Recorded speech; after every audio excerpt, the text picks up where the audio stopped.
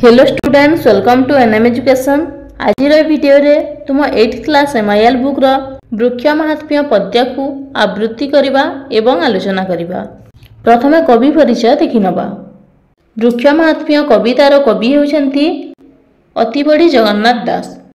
तांको जन्म पुरी जिल्लार कपिलेश्वर ग्राम रे होइतिला एवं पंचदश शताब्दीर शेषार्ध जहाँकि भाद्रव मास शुक्ल पक्ष अष्टमी तिथि रे अर्थात शुभ राधाष्टमी दिन होइतिला। से बहुत रचनावली मान लिखिछंती, जेमिति कि ओडिया भागवत, तुलाभिणा, अर्थकोइली, दारु ब्रह्म गीता इत्यादि श्रेष्ठ कविता मान श्रेष्ठ रचनावली मान अटे।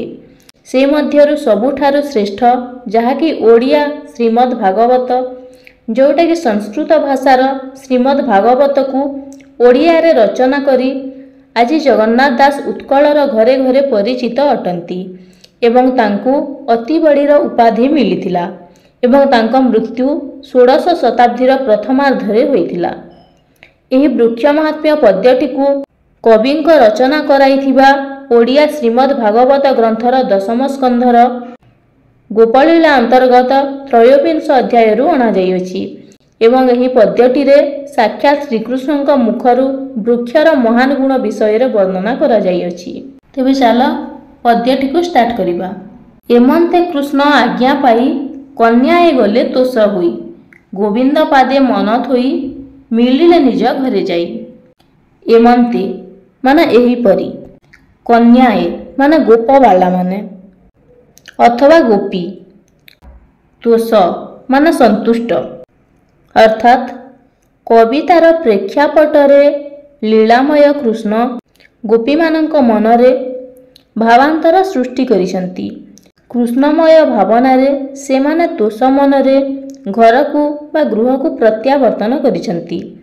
कृष्णंकर आज्ञा को पालन पूर्वक यथोचित कार्य करिसंती। नेक्स्ट पद, गोपाल मेले दामोदर गाई चराई गले दूर, निदाघ रवि तेज लागी पोए होइले दुख भागी, चरांती गोरु गोप मिले शीतल छाया वृक्ष तले। दामोदर दामयुक्त उदर समान दामोदर। दाम शब्दर अर्थ हेउछि दौड़ी। पिलादिने अमानिया श्रीकृष्ण को माता यशोदा थरे दौड़ी रे बांधी थिले। श्रीकृष्णଙ୍କ शरीर रे सही दौड़ीर चिन्ह रही जाइतिला। सही कारणरू श्रीकृष्णଙ୍କର गोटिए ना हेउछि दामोदर। निदाघ माने ग्रीष्म काल, पोए माने गोप बालक माने।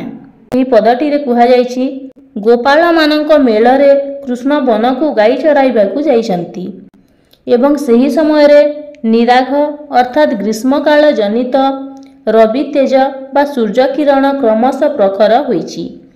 प्रचंड सूर्य किरणरू रक्षा पाइबा पई गोपाल बालक माने वृक्ष तलकू जाइछंती।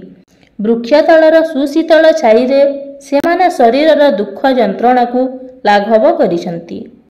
नेक्स्ट पद, वृक्ष को चाही दामोदर बोलंती गोपंक आगर, हे स्तोक कृष्ण मित मोर श्रीदाम अर्जुन सुबल, अंशु विशाल देवप्रस्थ देख ए वृक्षंक महत्व। अर्थात लीलामय श्रीकृष्ण वृक्ष को चाही निज मित बंधु बा सखा श्रीदाम अर्जुन स्तोक कृष्ण सुबल अंशु विशाल देवप्रस्थ आदि को वृक्षर महत्व संपर्क में वर्णना करी कहउछंती। नेक्स्ट पद, परे करंती उपकार सुजन प्राणी व्यवहार, शीत बरसा घर्म दुख सही आमको दियंती सुख, धन्य जीवन एहांकर जीविका हंती प्राणींकर। अर्थात सुजन प्राणी जेउपरी अन्यर उपकार करंती ठीक सेहीपरि वृक्ष परोपकार सुख ठीक सेहीपरि वृक्ष परोपकार करि चलिछंती। शीत वर्षा ग्रीष्म सही आम्भंकु सदा सर्वदा सुख देई चलिछंती। तेणु श्रीकृष्ण तांको जीवन को धन्य बोली कहिसंती, कारण सेमाने प्राणींकर जीविका होइथांती।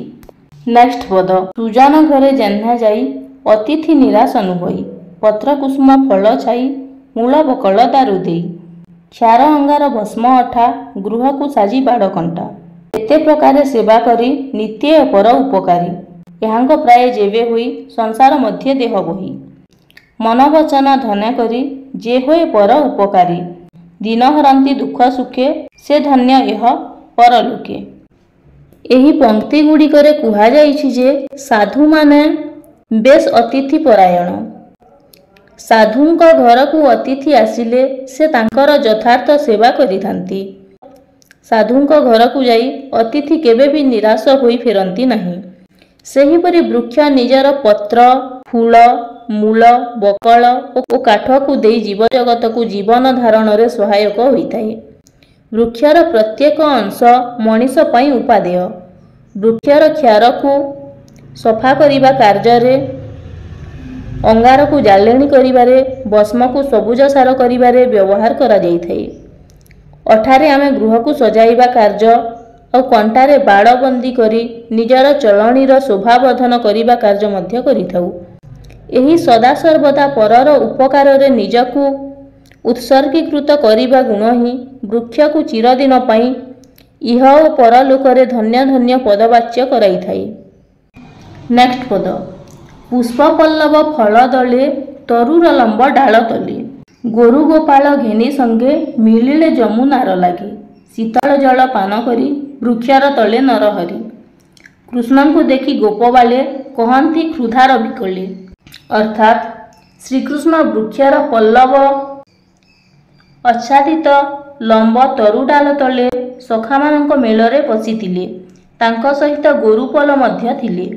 जमुना निकटस्थ एभली कमनीय परिवेशरे श्रीकृष्ण सते जेपरि निजकू हजाई देइथिले। वृक्षर महत्व चिंता करी से विभोर होई जाउथिले। जमुनार शीतल जल पान करी से निजकू धन्य करिथिले।